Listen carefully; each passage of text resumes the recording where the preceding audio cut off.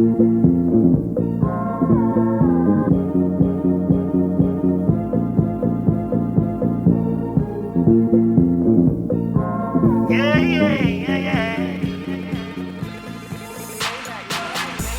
up, y'all? I'm your host, Stan Beckton, and you're listening to the NightStand, where we provide you with an intriguing social commentary on sports, entertainment, and more. We got an amazing show for you today, so stay tuned and listen up. What's good, y'all? Welcome back to the NightStand with Stan Beckton. That's me, yours truly. If you haven't heard of me, you'll be hearing of me soon. Be sure to follow the show on Instagram at The NightStand Show. That's at The NightStand Show. And to subscribe however you're listening today. Go do that. Today, we're going to start off with... That's football, guys. That's all it is. We're going to start right off with the NCAA. And boy, I have been waiting for this one. For this one, we are going to go up north. We're going to go to the wonderful state of Michigan. We're going to focus on the Michigan Wolverines, and I'm here to talk about their head coach, Jim Harbaugh. Jim Harbaugh, it's time for you to go. You have to leave. I'm going to tell you like they tell me on Thanksgiving. You don't have to go home, but you can't stay here no more. Jim Harbaugh, you got to get out of there. I don't know if they're going to fire you. I don't know if you're going to resign. However you want to do it, Jim Harbaugh, you got to leave. Let's run through it. You're 2-4 in the year. You just lost to a winless Penn State team. You got Ohio State remaining on the schedule. Your game against Maryland got postponed. So you're probably going to lose your last game of the year, leaving you with 2 straight losses to end the season. Jim Harbaugh, you got to get out of there. You got to leave. You got to go. It's year 6. I don't want to hear any more excuses made for this man. He was brought in there to turn this Michigan program around as an offensive guru, a dude who had Andrew Luck, a dude who molded Colin Kaepernick, Alex Smith, the better quarterbacks. He hasn't been able to find a quarterback. He's making $7.5 million to do so, and he hasn't been able to do it. He's 2-11 against ranked opponents so far at Michigan. Probably going to be 2-12 by the end of the season because he's probably going to lose to Ohio State. Speaking of Ohio State, he's 1-6 against Michigan State and Ohio State at home. At home, 1-6. That's unacceptable. Those are your 2 biggest rivals, and you're 1-6, probably going to go to 1-7. That's unacceptable. He always seems to get blown out in those big games. I was at the big game in 2018 at Ohio State. A blowout against one of the top defenses in the country. A blowout. You cannot get blown out in the big games and expect to have this job security. And you cannot say talent is the issue with Jim Harbaugh's Michigan teams because he's always near the top in recruiting. Always has one of the top 2 or 3 recruiting classes in the Big Ten. Of course, he falls behind Ohio State numerous times when it comes to recruiting classes. But sometimes he has passed. He landed the number 1 recruit in the country in Rashawn Gary. Remember? I remember. He had Jabril Peppers on that team, another top recruit when he came in to Michigan. And lack of experience for these recruits that he's bringing in is not a topic of discussion either because it is his 6th year. That means he has had 2 years of complete recruiting classes to go through the program and graduate out. But he's 2-11 against ranked opponents.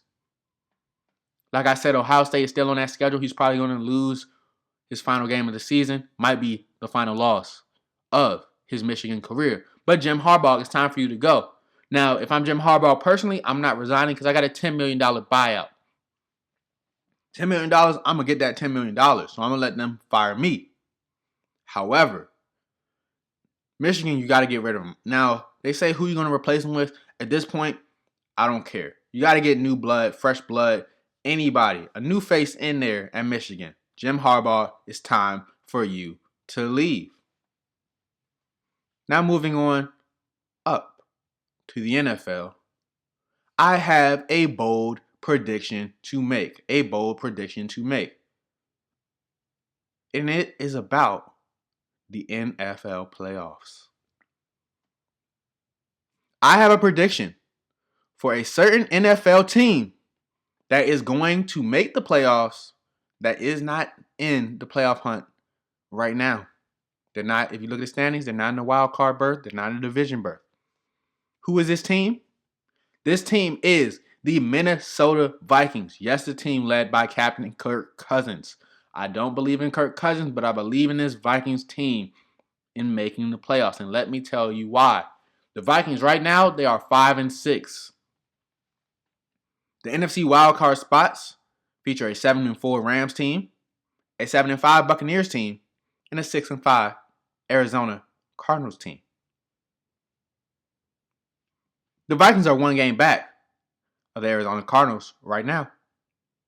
And let's run through the Minnesota Vikings' remaining games on this schedule as they attack and try to make the playoffs with a team that started off 0-4. They have Jacksonville Jaguars. Then they have the Tampa Bay Buccaneers. Like I said, they're in the wild card. That could be a win for them. That's vital for them to make that playoff push. They have the Chicago Bears. Who's their quarterback? I don't know. The New Orleans Saints, that's probably a loss. That gets them to 7 losses. And the Detroit Lions, who just fired their head coach, their GM. I don't know what they're doing out in Detroit. So, from those 5 games, I see 4 wins.